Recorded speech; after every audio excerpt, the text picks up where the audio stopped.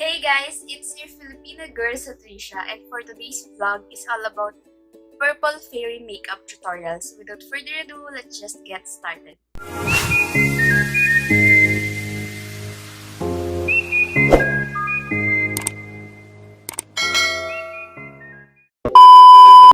So for today's vlog is all about purple fairy makeup tutorial.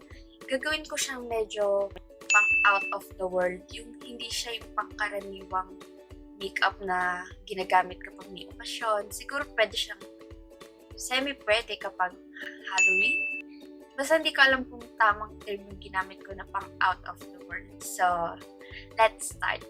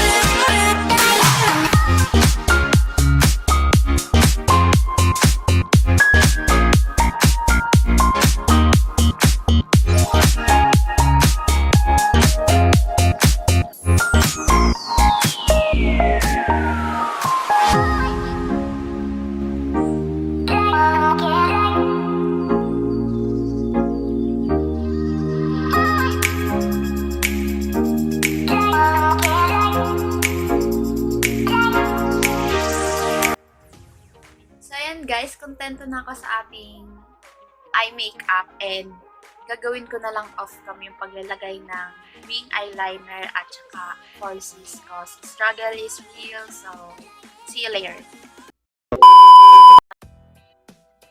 So ayan guys, tapos na akong ilagay ang ating falsies. Sobrang matagalan talaga ako. So para sa ating under eye, ilalagay natin color. Ilalagay natin itong color nito. Tsaka ito.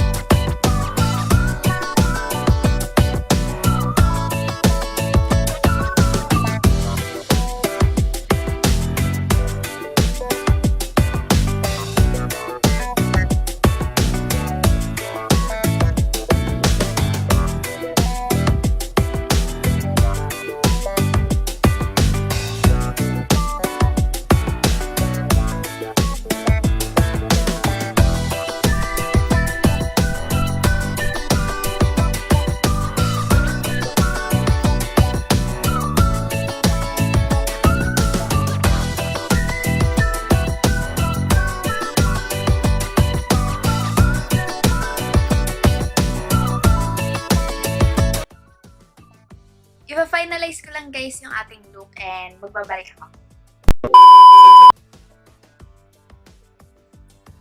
So ayan guys, ito na yung final look ng ating Purple Fairy Makeup Tutorial. I hope nagustuhan nyo. And bago matapos ang video na to, gusto ko lang magpasalamat dahil 1,000 subscribers na tayo. Thank you so much guys kung mamahal at pag-appreciate ng mga videos ko. Lalo ko pang pagbubutihan and thank you so much. I love you all and please like if you enjoy it and subscribe to my YouTube channel so we can see each other to my next one. Comment down below kung may gusto kong ipagawa sa akin and bye! I don't ever slow up, no I don't take shit. I got no love for the fakeness. If you wanna play tough and wanna hate this, I'll always show up.